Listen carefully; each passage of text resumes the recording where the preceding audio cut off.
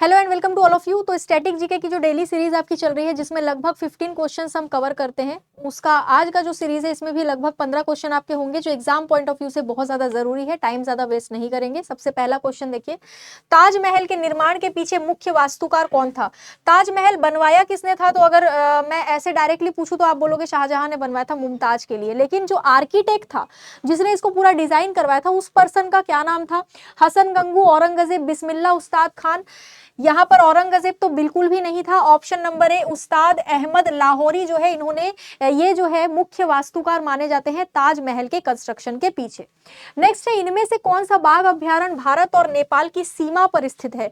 देखो, भारत और नेपाल की सीमा पे है तो या तो उत्तर प्रदेश में होगा या तो बिहार में होगा। ठीक है, तो बिहार का एक टाइगर रिजर्व यहाँ पर आपको दिख रहा होगा जिसका नाम है वाल्मीकि टाइगर रिजर्व। तो वाल्मीकि टाइगर रिजर्व जो है ये भारत और नेपाल के बॉर्डर में आपको दिखेगा। जब आप मैप को देखोगे ना टाइगर रिजर्व का, तो ये आपको देखने को मिलेगा। एक उत्तर प्रदेश में भी टाइगर रिजर्व है जिसका नाम है दुधवा। दुधवा नाम का जो टाइगर रिजर्व है वो उत्तर प्रदेश में है। ये भी आपको थोड़ा सा ध्यान में रखना है। ठीक है, एग्जाम पॉइंट ऑफ व्यू से जरूरी है। आप मुझे कमेंट बॉक्स में बताना कि प्रोजेक्ट टाइगर इंडिया में कब लॉन्च हुआ था। जीपीएस का पूर्ण रूप क्या है? जिस जीपीएस की आजकल बहुत ज्यादा चर्चा हो रही है, जो किसी भी रास्ते को जो है घुमा फिरा के कहीं और ही गड्ढे में ले जाके डाल दे रहा है। जीपीएस के भरोसे कहीं पर भी जाओगे तो फिर यहाँ पर आजकल ज्यादा दिक्कतों का सामना लोगों को करना पड़ रहा है। ठीक है, तो इस जीपीएस का फुल फॉर्म क्या अगर पूछा जाए तो global pastoral global positioning system, glamorous potential system या ग्लोबल पोटेंशियल सिस्टम। इसका आंसर होगा option number B, global positioning system.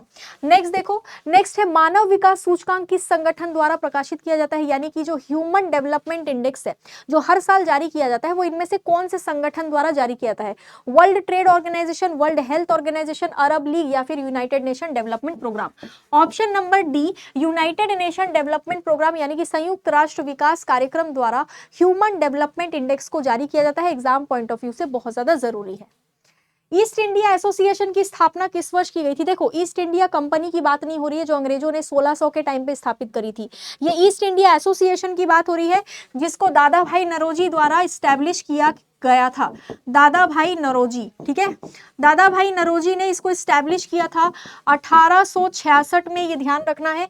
Option number A इसका आंसर हो जाएगा। एग्जाम पॉइंट ऑफ व्यू से बहुत ज्यादा जरूरी है। ठीक है, अब नेक्स्ट है, किस फसल के लिए एमएसपी के स्थान पर एफआरपी दी जाती है? नॉर्मली फसलों के लिए एमएसपी की घोषणा करी जाती है, लेकिन इनमें से एक फसल है जिसके लिए एफआरपी दिया जाता है। एमएसपी जैसा ही होता है एफआरपी। एफआरपी का फुल फॉर्म होता है फेयर एंड रेम्यूनरेटिव प्राइस। ठीक है, फेयर एंड रेम्यूनरेटिव प्राइस ये दिया जाता है शुगर केन के लिए। जिस तरीके से हर फसल के लिए एमएसपी देते हैं उसी तरीके से सेम इसके लिए एफआरपी की घोषणा करी जाती है। Who launch the depressed class mission society? Depressed class mission society की शुरुआत किसने करी थी? यहाँ पर ज्यादातर बच्चे जो है वो आंसर बी आर अम्बेडकर लगा देंगे, लेकिन बी आर अम्बेडकर इसका आंसर नहीं होगा। इसका आंसर होगा option number D, V R Shinde. V R Shinde इसका आंसर होगा। ध्यान रखेंगे, एग्जाम पॉइंट ऑफ व्यू से जरूरी है। कंफ्यूज करने के लिए यहाँ पर बी आर अम्बेडकर ऑप्शन डाला गया है। जब मंडल आयोग बनाया गया था तब भारत के प्राइम मिनिस्टर कौन थे? इंडिया के प्राइम मिनिस्टर कौन थे जब मंडल कमीशन बनाया गया था? ये वही कमीशन है। 27% आरक्षण वाला जो मैटर था ये वही वाला कमीशन है। ऑप्शन नंबर देखो, इंदिरा गांधी, राजीव गांधी, मोरारजी देसाई या भूला भाई देसाई। भूला भाई देसाई का तो आंसर बिल्कुल लगाना ही नहीं है। Option number C, Morarji Desai इसका आंसर हो जाएगा। ध्यान रखना, एग्जाम पॉइंट ऑफ व्यू से जरूरी है। तीसरा व्यक्तिगत सत्याग्रही कौन था? 1940 के टाइम पे जब इंडिविजुअल सत्याग्रह यानी कि अकेले अकेले सत्याग्रह सब कर रहे थे तो 3 लोगों का नाम सबसे पहला आता है। ये प्रथम सत्याग्रही थे आचार्य विनोबा भावे। द्वितीय सत्याग्रही कौन थे? मेरा हिंदी भी यार कमजोर होता जा रहा है। द्वितीय सत्याग्रही कौन थे? जवाहरलाल नेहरू। और तृतीय सत्याग्रही थे ब्रह्मदत्त। ठीक है, तीसरे नंबर के सत्याग्रही कौन थे? ब्रह्मदत्त। ऑप्शन नंबर बी इसका आंसर होगा। ध्यान रखना है। नेक्स्ट है, आयुष में यू का फुल फॉर्म क्या है? AYUSH। ए का फुल फॉर्म होता है आयुर्वेद। ठीक है, आयुर्वेद। वाई का होता है योगा, यू का होता है यूनानी, एस का होता है सिद्ध और एच का होता है होम्योपैथी। समझ गए क्या? है ना? तो इसमें यू का क्या हो गया? यूनानी हो गया। ऑप्शन नंबर सी इसका आंसर हो जाएगा। ध्यान रखना, एग्जाम पॉइंट ऑफ व्यू से जरूरी है। लोकसभा में स्पीकर का वोट किस नाम से जाना जाता है?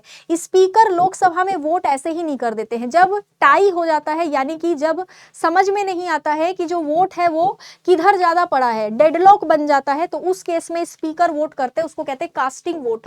यानी कि नॉर्मली स्पीकर जो है ऐसे ही वोट नहीं करते हैं, जब डेडलॉक बन जाता है तब स्पीकर के एक वोट का महत्व ज्यादा रहता है, तो उस एक वोट से पता चल जाता है कि किसका पलड़ा भारी है, तब स्पीकर वोट करते हैं, इसको कहते हैं कास्टिंग वोट।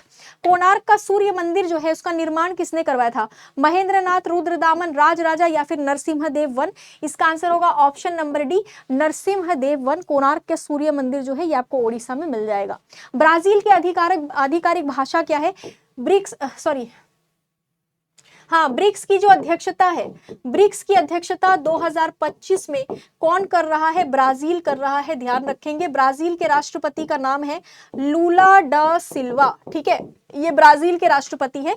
यहाँ की आधिकारिक भाषा पुर्तगाली है, पोर्चुगीज यहाँ की आधिकारिक भाषा है। सुन के थोड़ा सा आश्चर्य हो रहा होगा, लेकिन ये सही है।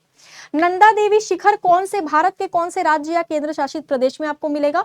हिमाचल प्रदेश, उत्तराखंड, लद्दाख या जम्मू कश्मीर?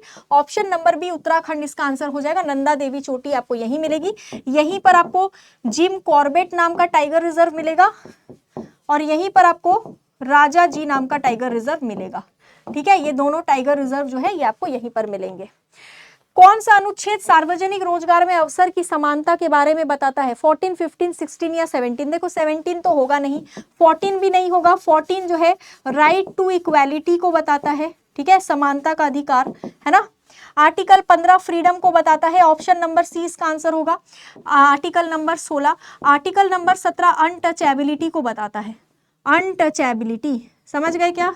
ध्यान रखना, एग्जाम पॉइंट ऑफ व्यू से जरूरी है, ठीक है। बाकी के क्वेश्चन हमारे सारे कंप्लीट हो चुके हैं। आगे कोई भी जैसे मान लो कोई करंट का अपडेट अगर जानना है तो सुबह 8 बजे करंट अफेयर की क्लास चलती है और ये जो सीरीज है ये कंटिन्यू चलेगी। मिलेंगे कल। Have a very very very good day to all of you. Thank you so much.